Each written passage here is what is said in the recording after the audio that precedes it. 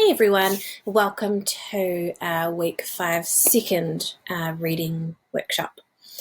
Today we're going to be looking at a story. It's a journal story. It's called Grandparents' Day, and it is also written by Ms. Frater's mum, who wrote the last book that we were looking at. So this is, again, another true story about something that happened with Ms. Frater's family.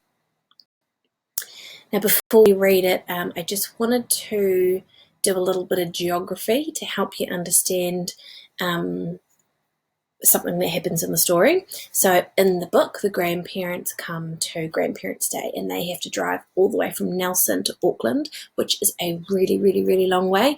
And I just wanted to show you how far it is so that you can understand how in the book it's a really, really big deal to one of the characters. To the granddaughter in the book. So if you have a look at the map here, you can see the red blob is on Nelson, and then Auckland, so they'd have to go across on a ferry, drive all the way up here to Auckland. That's a really, really long way. All right, let's have a read of the story. Grandparents' Day. So this little bit up here is just like a precursor to the story, just a bit of background to the story. So Grandparents' Day. Granny, can you and Pop come to Grandparents' Day? Isla holds the phone tight. We'd love to, says Granny, but it's such a long way from Nelson. Please, you never come to Grandparents' Day. Isla squeals with excitement when her grandparents arrive. They park their house truck on the front lawn and plug their power cable into the socket in the laundry. The house truck has everything they need. The night before Grandparents' Day, Pop asks, "What time are you expecting us?" Isla empties her backpack. "Here's your invitation. Sorry, I nearly forgot." "Grandparents are to meet in the hall at 10, reads Granny. "After a special welcome and class visits, there will be a shared picnic on the sports field." Granny's eyes grow wide. After Isla has gone to bed, she searches the fridge and hunts through the pantry. "I guess I'll have to bake," she says with a shudder. Once Isla's parents have left for work and Pop is walking Isla to school, Granny gets to work. She chops bacon, grates cheese, and cracks eggs. She mixes and stirs and puts the muffins in the oven. "Smells okay," says Pop when he returns. "I'll watch them while you get ready." Granny puts on her new skirt. It's purple with yellow polka dots. She mostly wears jeans and the skirt feels strange. It's already hot, so she digs out her pink sun hat with the seashells that dangle around the brim. Granny spots Pop outside feeding the rabbits. "What about my muffins?" she calls through the house truck window. "Oops," says Pop, dropping the pellets and rushing inside. "They should be okay," Granny says, scraping the burnt bits off the bottom. "But perhaps we could buy something at the bakery just in case." Granny sighs her 6th sigh of the day. "It's already 9:30, she says, "and you can't go to Grandparents' Day dressed like that."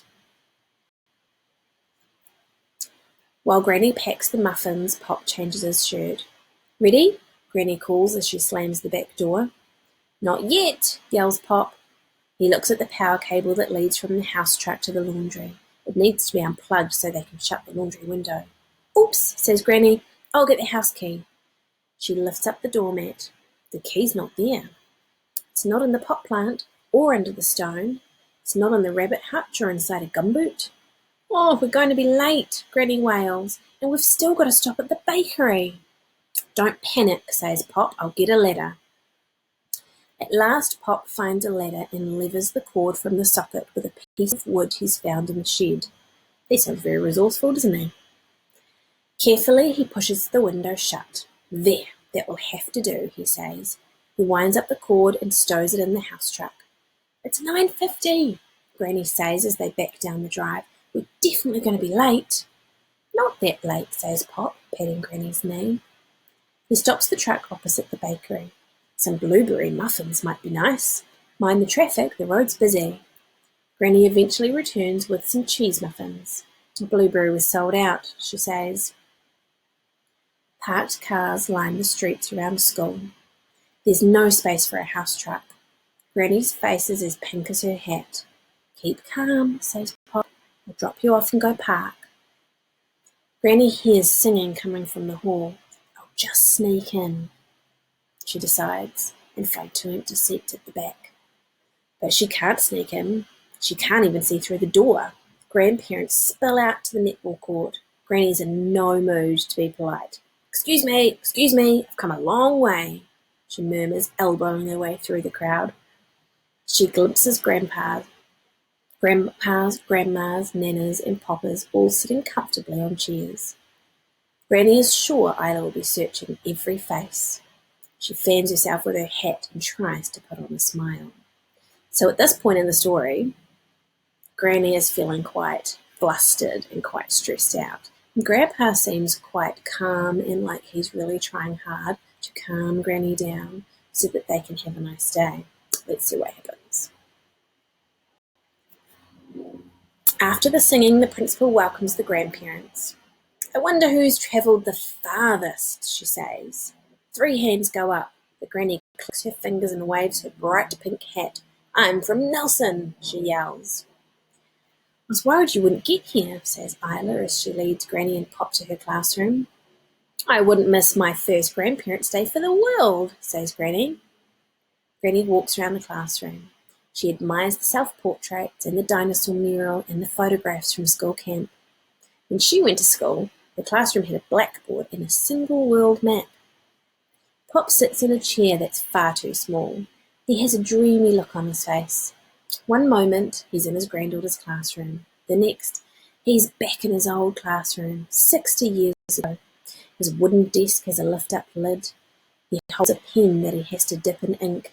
There are 40 children in his class, and not one of them dares speak a word. Isla skips beside her grandparents as they head for the sports field. Pop carries the chili bin. Granny carries the rug. Let's sit here, says Isla. They spread their rug near the flying fox. Would you like a turn? Asks Pop. Isla waits in the queue and Pop disappears. The cheese muffins, both the burnt ones and the not burnt ones, look lonely on the picnic rug. Granny tries not to notice what everyone else is eating. Although it's a shared picnic, no one seems to be sharing. What are you up to? Granny asks Pop. He has reappeared with sausage and bread, a present for Granny that he hides behind his back. Yum! Isla yells. She jumps out of the queue and runs over to Pop. Forgot to tell you there was a sausage sizzle, she says, grabbing the sausage. Thanks, Pop. Isla gulps down Granny's sausage in 4 bites, then runs off to the monkey bars with her friends. Do you think we can go now? Granny whispers. Sweat makes her face shine. If we're quick, we could go for a swim, says Pop. Great idea. We're off, sweetheart, Granny calls to Isla. Thanks for inviting us. Then Granny sees Pop's face. What now? She asks. Pop pats his pockets and she smiles sheepishly. I seem to have lost something. Not the keys to the house truck, Granny wails. It's a great day for a walk, don't you think? Says Pop. Alright. So, Grandparents' Day in this story is one of those days where everything went wrong. Poor Granny was really stressed out. So your task for today is, can you write a list of all the things that happened to Isla's grandparents which made them feel flustered or stressed? So in your Google Doc or in your book, wherever you're doing your work today, make a list of all the things you can find in the text that tell you or that indicate that that made them feel really, really stressed and flustered on that day. The second thing we want you to do is, at Grandparents' Day, what did Isla, Granny and Pop do that brought back old memories? What were the memories? So what specific things did they do that made Granny and Pop think back to old times? All right. When you have finished your work, share it with us. And if you have any questions, make sure you get in touch. See you next time.